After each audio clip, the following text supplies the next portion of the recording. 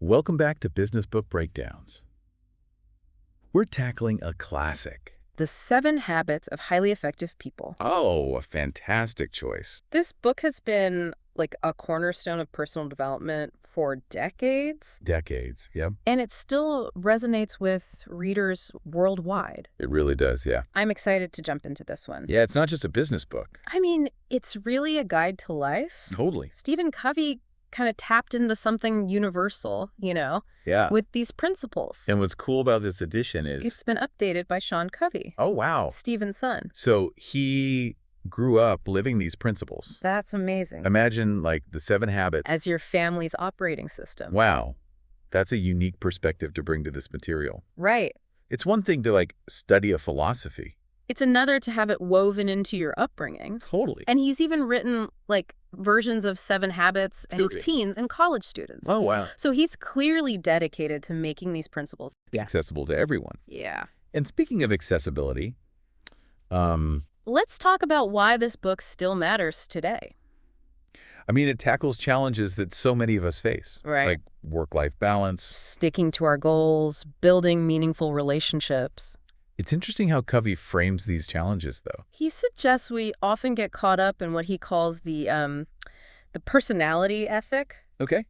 Like focusing on those surface-level techniques. And quick fixes. I see. But real change, lasting effectiveness. It comes from cultivating what he calls the character ethic. Okay, so... What's the difference between the personality ethic And the character ethic. and why is that shift so crucial? All right, imagine you're building a house. The personality ethic is kind of like focusing on the paint color. And landscaping before you've even laid a solid foundation. I see. It might look good on the surface. But it's not going to withstand the storms, right? Right. The character ethic, on the other hand, is all about building that solid foundation of principles. Okay. It's about integrity, honesty, fairness, courage, You know, those core values that make us resilient, and effective. in the long run. So it's not about faking it till you make it. Exactly. It's about genuine, deep-rooted change. That comes from within. Precisely. And that brings us to another key concept, Paradigms. paradigms, okay. Covey describes these as our mental maps The way we see. and interpret the world. Okay. And these paradigms... They have a huge impact on how we think and interact with others. Gotcha. Yeah. So even if two people are looking at the same situation, Their paradigms might lead them to see... completely different things. Exactly. Think about that famous optical illusion. With the young woman and the old woman. Yeah. Two people can look at the same image, And see something totally different. and they're both technically right. That's true. Our paradigms work in a similar way, Shaping our perceptions. influencing our interpretations of reality. Wow, that illusion really blew my mind. It makes you realize How much our own filters can shape what we see. an experience. Yeah. And if we're stuck in an ineffective paradigm It can hold us back. from seeing new possibilities. Or achieving our goals. Precisely. But the good news is... Paradigms can shift. Sometimes it happens suddenly, like a flash of insight. Other times it's a more gradual process. You know, questioning our assumptions. Opening ourselves up to new perspectives. So how do we go about... Shifting our paradigms toward effectiveness. What kind of mental map do we need to adopt? Covey advocates for what he calls The principle-centered paradigm. principle-centered paradigm. Yeah. It's about basing our lives on timeless. Universal principles that govern human effectiveness. Okay. Think of it like natural laws. They exist whether we acknowledge them or not. Right. And when we align our lives with these principles, We tap into a powerful force, really. that can help us achieve extraordinary results. This reminds me of that story Covey shares. About the 2 battleships navigating through fog. Oh, yeah. It highlights the importance of constantly checking our assumptions. Against reality. That story is a great example of how a principle-centered approach. It can help us avoid costly mistakes. Totally. The captain who is willing to admit, Hey, I don't know everything. and seek clarification from the other ship. Ultimately save lives. Yeah. It's a powerful reminder that humility And a willingness to learn. are essential for effectiveness. It's so easy to get stuck in our own heads. And assume we know best. But true effectiveness comes from Like open to new information. constantly seeking feedback. Right, right. So we need to shift from a personality ethic. To a character ethic. We need to adopt a principle-centered paradigm. What happens next? How do these concepts translate? Into concrete actions. Well, that's where the concept of the PPC balance comes in. PPC balance. What's that? It refers to the balance between achieving desired results, And production capability. maintaining and enhancing the resource. That produce those results. Okay.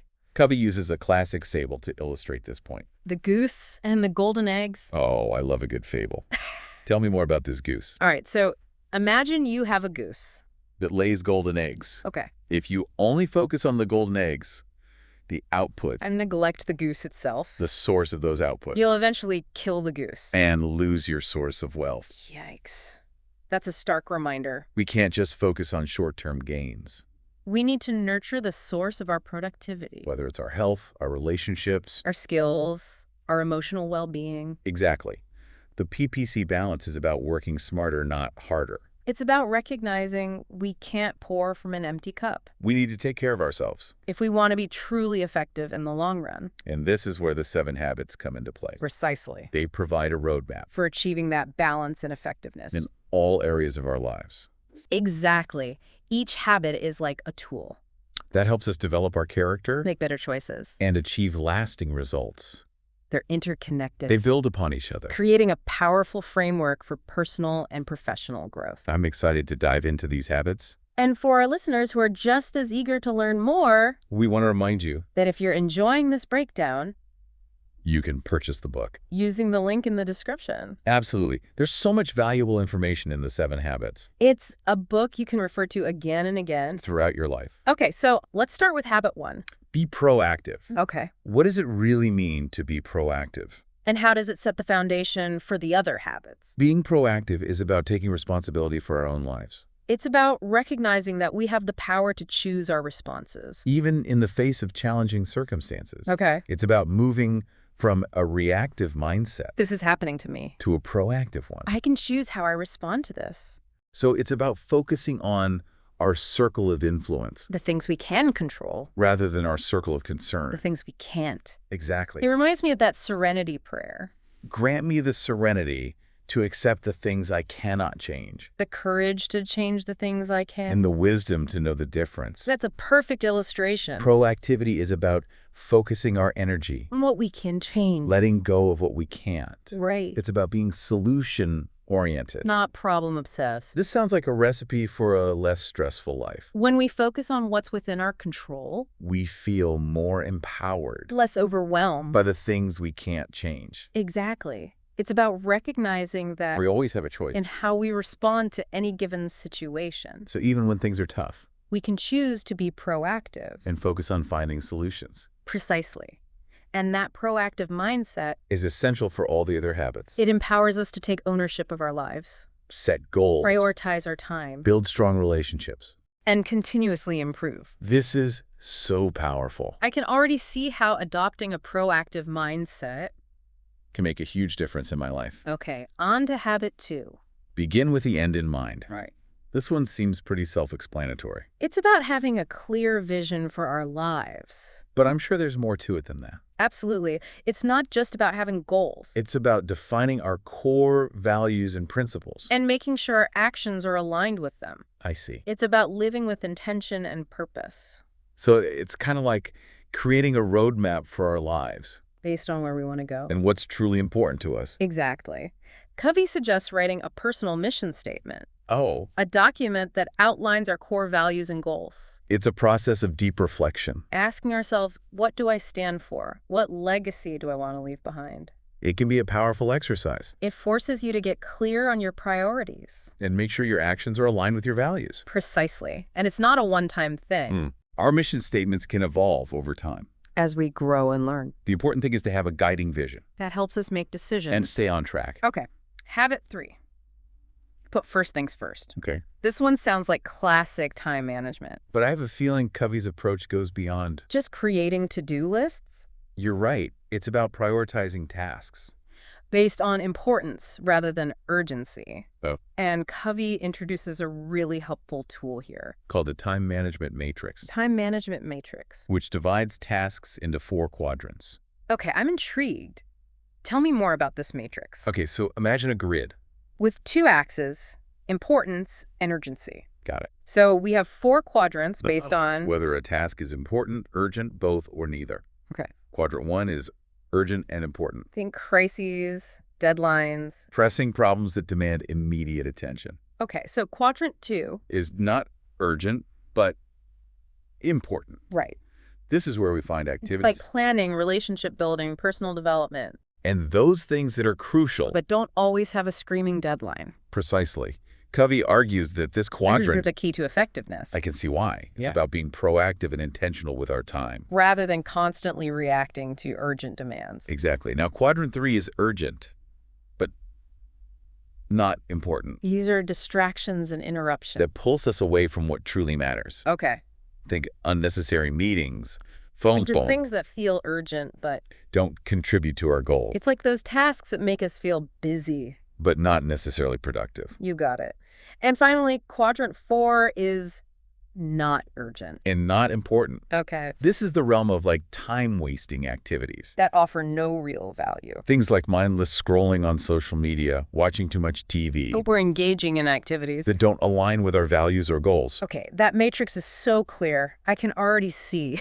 How much time I probably spend. In quadrants 3 and 4, It's a common trap. chasing after things that don't really move the needle. We often feel productive, We're busy. but true productivity comes from focusing on those activities, That have the biggest impact on our lives. even if they're not screaming for our attention. So, habit 3 is about Living in quadrant 2 as much as possible, precisely. about being proactive and intentional with our time. So we can focus on what truly matters. Covey suggests using a weekly planning system, To schedule our most important quadrant 2 activities. making sure we carve out time for the things that matter most. Before the tyranny of the urgent takes over. I love this approach. It's about taking control of our time. Instead of letting it control us. It's about working smarter, not harder. And making sure we're making progress on... The things that truly matter. I think a lot of our listeners would agree. That's a constant struggle. And if you're finding this episode helpful so far... Please consider liking, commenting, and subscribing to the channel. Absolutely. We're passionate about breaking down these powerful ideas. And we'd love to have you join us on this journey. We appreciate your support. Okay, now we're moving into the habits of public victory. Starting with habit 4. Think win-win. Okay. This one sounds like it's all about... Collaboration and negotiation. But I'm guessing there's more to it. Than just striking deals. You're right. Think win-win is about approaching all our interactions. With the belief that there's enough for everyone. Okay. It's about seeking mutually beneficial solutions. Where everyone comes out ahead. So it's not about being a pushover. Or always getting your way. It's about finding a way for everyone to succeed. Exactly. Think win-win is about collaboration, not competition. It's about recognizing that our success Doesn't have to come at the expense of someone else's. This makes so much sense. It's about building strong relationships. based on mutual respect and trust. You're right. And that brings us to habit 5. Seek first to understand, then to be understood. Okay. This habit is all about empathy and communication It's about truly listening to and understanding the other person's perspective. before trying to make our own point. This sounds like a real challenge. Especially in today's world of distractions. And quick judgments. How do we go about Cultivating this kind of deep listening. it? Starts with being present and attentive. Putting aside our own thoughts and agendas, And truly focusing on what the other person said. both verbally and non-verbally. Okay. It's about asking clarifying questions And reflecting back what we've heard. to make sure we truly understand. It's about listening with the intent to understand. Not just to reply. Right. I know I'm guilty of that one. Sometimes I'm so busy, formulating my response. That I don't really hear what the other person is saying. We've all been there. But when we make a conscious effort to truly listen, It can transform our relationships. it builds trust and connection. And it opens the door to finding win-win solutions. This is so powerful. I can see how Habit 5 is the foundation for it. effective communication and collaboration. It's about building bridges instead of walls. Exactly. And it leads seamlessly into habit 6, Synergize, which is all about creative cooperation. and valuing differences. Now, this one sounds intriguing. What exactly does it mean to synergize? Simply put, It means that the whole is greater. than the sum of its parts. Hmm. It's about recognizing that When we bring together diverse and perspectives, work together collaboratively, we can achieve results they're far beyond what any individual. could accomplish alone. I love this idea. It's about harnessing the power Of diversity and collaboration. to achieve something truly remarkable. Exactly. Covey uses this example like, A team of animals, they have different pulling abilities, to achieve a common goal. highlighting that their unique strengths, when Right. combined, lead to extraordinary outcomes. It's about valuing those differences. And finding ways to leverage them. To create something new and innovative, Okay. it's about moving beyond compromise And finding solutions. that are better than any of the original ideas. So habit 6 is about Embracing the power of teamwork and collaboration recognizing that we can achieve so much more, when we work together. valuing each other's strengths. And finding ways to combine our unique perspectives, Precisely. It's about creating a culture where everyone feels safe to share their ideas. and contribute their unique talents I'm already feeling inspired to be more collaborative. and open to different viewpoints. That's great. And finally, we arrive at habit 7, Sharpen the saw, which is all about self-renewal. and continuous improvement.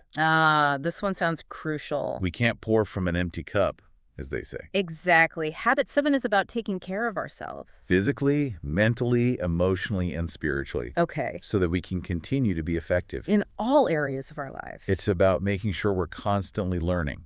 Growing and renewing ourselves. This sounds like a recipe for a long and fulfilling life But how do we go about sharpening the saw? in all these different dimensions. Covey provides some great suggestions. Physically, it's about Eating healthy, getting enough sleep, exercising regularly. okay, Mentally, it's about engaging in activities that stimulate our minds.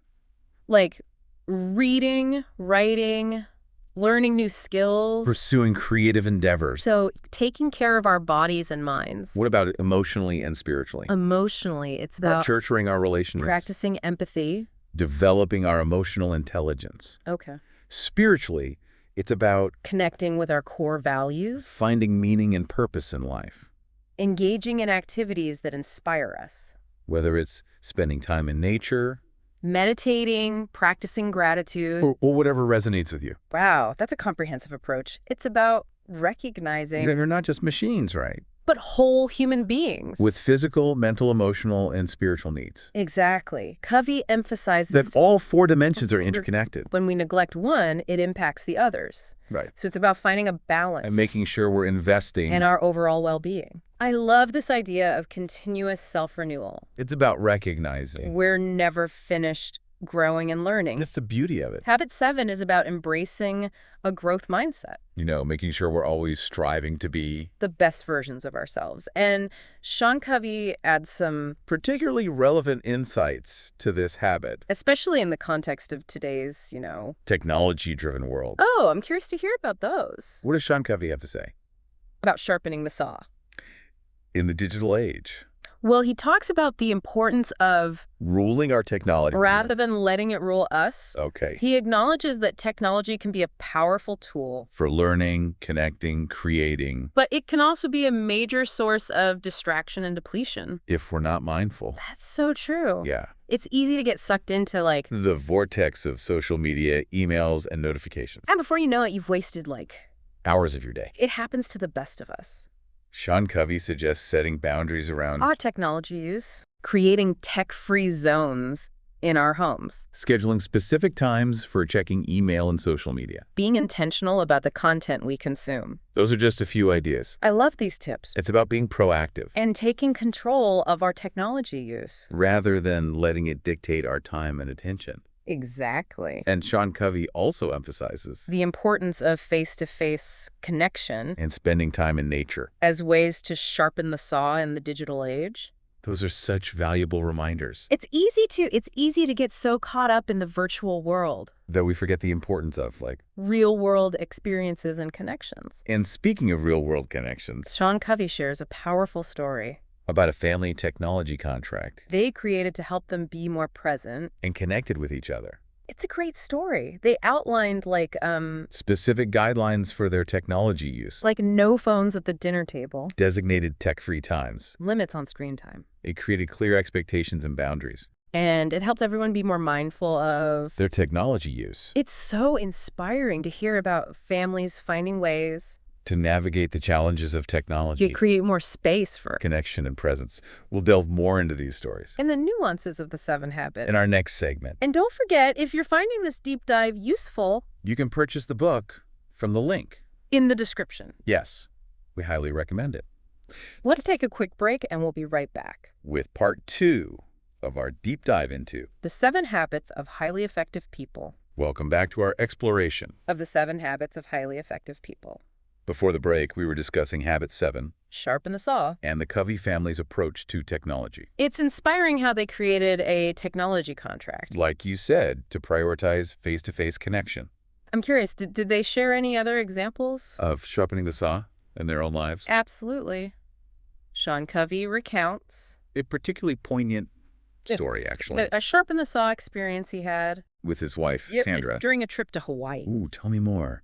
Hawaii sounds like... It's a perfect setting for renewal and reconnection. Right. They began each day With a long walk along the beach, engaging in those, open, meandering conversations. should often lead to... For insights. Sometimes the most meaningful conversations happen. Well, we're not even trying. It's about creating space for those, Organic moments of connection. Exactly. And as they walked and talked, Their conversations kind of naturally evolve. moving from, Mm-hmm. everyday topics, To more vulnerable sharing. it's amazing how those kinds of conversations can unfold. When we create the space for them. Did they share any specific breakthroughs? From those walks. They did.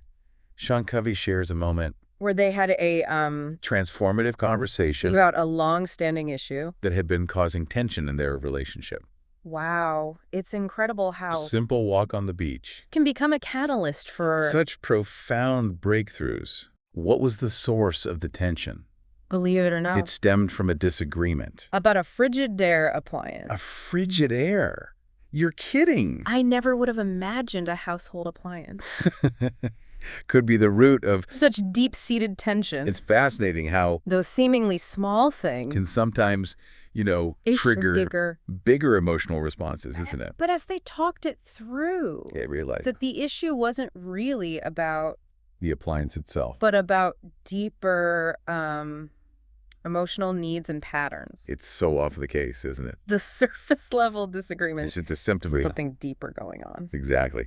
And through their, Open and honest conversation. Sean and Sandra were able to understand, Each other's perspectives. acknowledge their own contributions, I share. and find a way to move forward. With greater understanding and connection. That's so powerful. It's a great reminder. That even the most challenging conversations, Can lead to, deeper intimacy and connection. if we approach them with empathy. And a willingness to be vulnerable. Absolutely. And that story beautifully illustrates, The essence of Habit 7. it's about creating space for renewal and growth, Not just in our individual lives. but in our relationships as well. It reminds us that relationships Require ongoing nurturing and attention. just like any other aspect of their well-being. Precisely. And speaking of nurturing our well-being, Let's shift gears and revisit the 7 habits. okay. Starting with habit 1, be proactive. We touched on it earlier. But I think it's worth emphasizing how... This habit sets the foundation for everything else. Absolutely. Being proactive is about recognizing... That we have the power to choose our responses. regardless of our circumstances. It's about moving from a reactive mindset. Where we feel like victims of our I'm a circumstances. proactive one. Where we take ownership. And focus on what we can control. Exactly. And one of the most powerful tools... For developing proactivity. is language. Okay. The words we use, Yeah. they reflect our mindset. And influence our behavior. So instead of saying, I have to work late, A proactive person would say, I choose to work late. precisely. It's a subtle shift But it makes a big difference. in how we feel about the situation. By using proactive language We empower ourselves. and take ownership of our choices. That's such a practical tip. I'm definitely going to be, More mindful of my language from now on. It's amazing how those small shifts in perspective. It can make the big difference. Okay, let's move on to habit 2. Begin with the end in mind. This one seems pretty straightforward. Having a clear vision for our lives. But I'm sure there's more to it than that. You're right. It's not just about having goals It's about defining our core values and principles. and making sure our actions... Are aligned with them. Okay. It's about living with intention and purpose. So it's kind of like creating a blueprint for our lives Based on where we want to go. and what's truly important to us. Covey talks about writing a personal mission statement. Right? Exactly. It's a powerful exercise. He encourages readers to really think about Their values and what they want to be remembered for.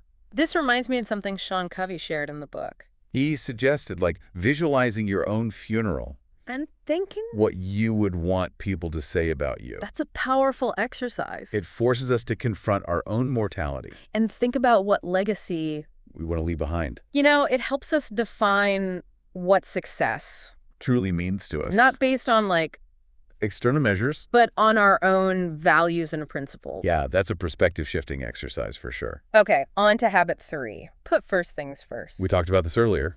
But I'd love to dive a bit deeper. Into the time management matrix. Of course. As we discussed, This matrix helps us prioritize tasks, based on importance rather than urgency. with the ultimate goal of spending As much time as possible. in quadrant 2. Those important but not urgent activities. It's about being proactive and intentional with our time, Scheduling those quadrant 2 activities. rather than letting them get squeezed out, The tyranny of the urgent. precisely. And one of the key tools for Living in quadrant 2. is effective delegation. Okay. Covey introduces this concept Of stewardship delegation. stewardship delegation, Is that just a fancy term for... passing off work Not at all. It's about empowering others, to take ownership and achieve results. rather than micromanaging. Their every move. Okay. It's about providing clear expectations Offering support. and trusting them to get the job done. That sounds like a win-win for everyone. It frees up our time to focus on, On most important tasks. and it allows others to Grow and develop their skills. exactly. But effective It delegation, requires trust and clear communication. we need to articulate, The desired outcomes. provide necessary guidelines. And offer support and accountability along the way. So it's not just about Dumping tasks on other people. but about setting them up for success. You got it. And the more we practice stewardship delegation, The more leverage we create allowing us to accomplish more. and achieve greater results. This is so valuable. It makes me realize The effective delegation, isn't about getting rid of work but about empowering others. and creating a more productive environment. For everyone. Precisely. It's about working smarter, not harder. I love that. Now we're moving into The habits of public victory. starting with habit 4. Think win-win. Okay. This one sounds like it's all about, Collaboration and negotiation. but is it always possible to achieve A win-win outcome. You're right, not every situation, Will lend itself to a perfect win-win. however, the key is to Approach interactions with that mindset seeking to understand and the person's needs and finding creative solutions. that benefit everyone involved. So it's about shifting from a competitive mindset Where we see negotiations as a zero-sum game to a collaborative one where we believe there's enough. for everyone to succeed. Exactly. Yeah. Think win-win Is about creating a spirit of abundance. rather than scarcity. Okay. It's about believing that it's possible To find where solutions. everyone comes out ahead This requires a shift in perspective. and a willingness to be Creative and open to different possibilities. It also seems like trust is a big factor in... creating win-win situation. Absolutely. Without trust. It's difficult to build and find solutions that benefit everyone. So how do we cultivate that trust? It starts with integrity. Being honest. Yeah. Keeping our promises. Acting in alignment with our values. Okay. It also involves making deposits, Into the emotional bank account. as Covey calls it. The emotional bank account. It's about showing genuine care and respect for others, Actively listening to them. understanding their perspectives. That makes sense. When we feel safe and respected. We're more likely to be open to, and finding solutions that work for everyone. Exactly. And that brings us to habit 5. Seek first to understand, then to be understood. Okay. This habit is all about empathic listening. This one feels especially crucial in today's world. Everyone's constantly vying for attention. Quick to share their opinions. How do we break through the noise And truly connect with others. on a deeper level? It starts with a fundamental paradigm shift. Okay. Moving from listening with the intent to reply to listening with the intent to understand. That's a powerful distinction. I know I'm often guilty of, like, formulating my while the other person is still talking. It's like I'm not truly present. And you're saying it's a common trap. But when we practice empathic listening, we create a space for genuine connection. It's an understanding. Okay. You know, it's about putting aside Our own thoughts and judgment. and truly focusing on the other person's experience. You know, we're listening. Not just with our ears. But with our hearts and minds. And when we feel Fully heard and understood. It creates a sense of safety and trust. Which opens the door to, deeper communication and collaboration. Exactly. It's about building bridges instead of walls. And once we've taken the time to understand the other person's perspective, we can then share our own in a way that's like respectful and impactful. It's not about suppressing your balance between understanding and being understood. Precisely. And that brings us to habit 6, synergize.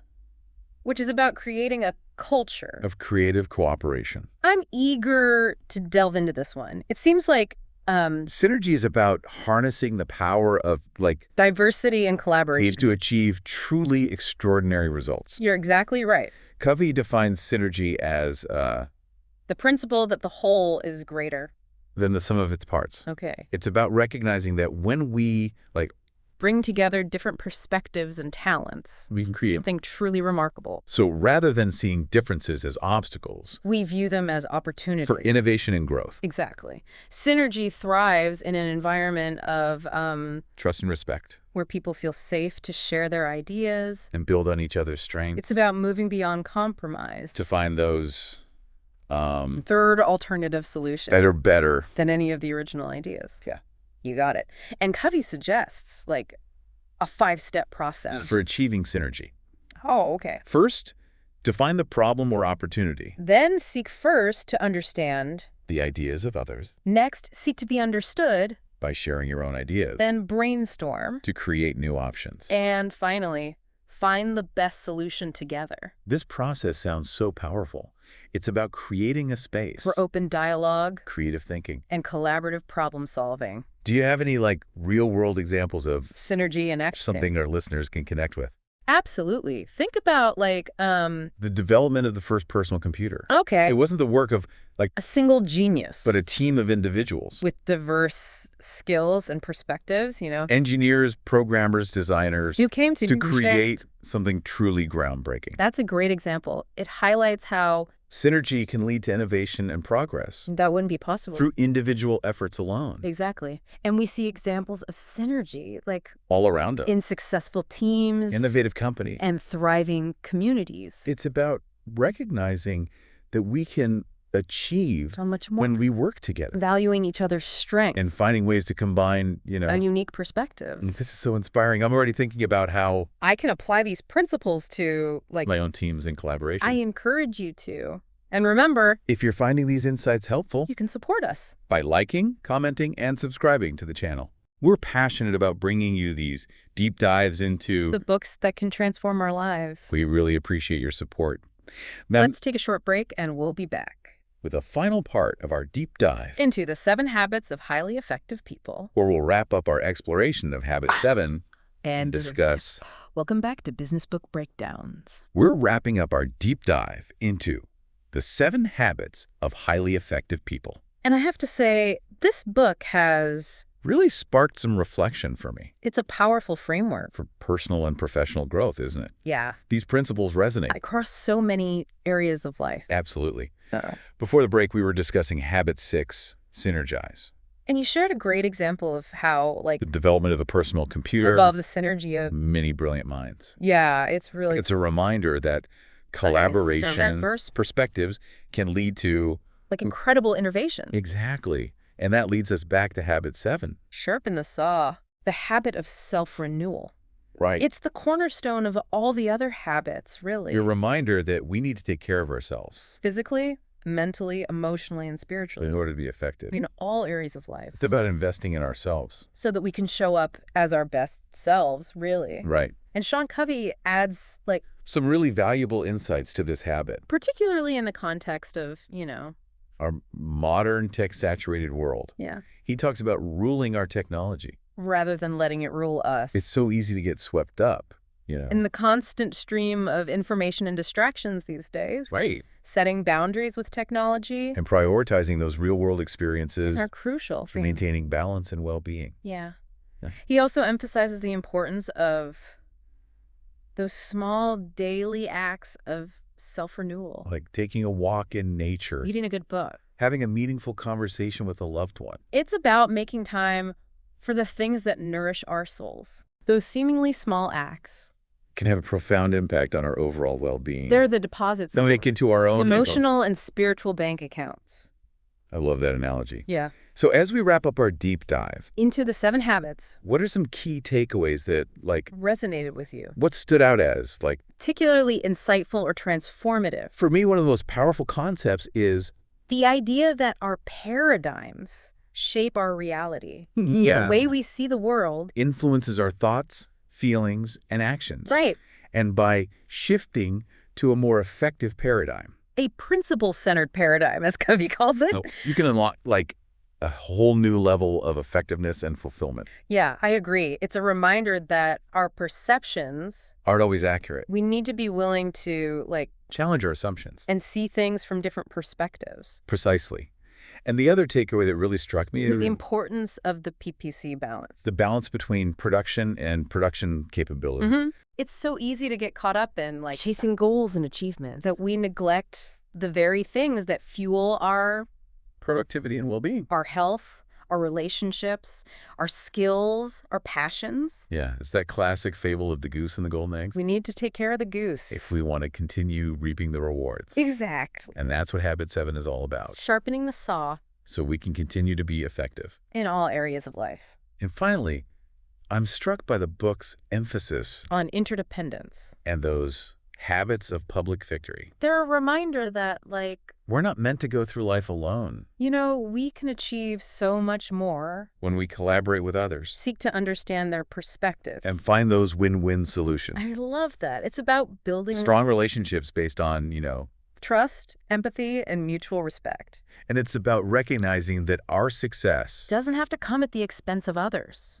we can all win together. Well said. It's been such a rich and insightful conversation. The 7 Habits of Highly Effective People is, A timeless classic for a reason. these principles are as relevant today as they were, When the book was first published. maybe even more so. I completely agree. And Sean Covey's updated edition Brings those fresh perspectives and examples make these principles even more, accessible and applicable to our modern life. if you're listening and you're ready to, Dive deeper into the 7 habits. we encourage you to check out the full book. You can find a link to purchase it in the description below.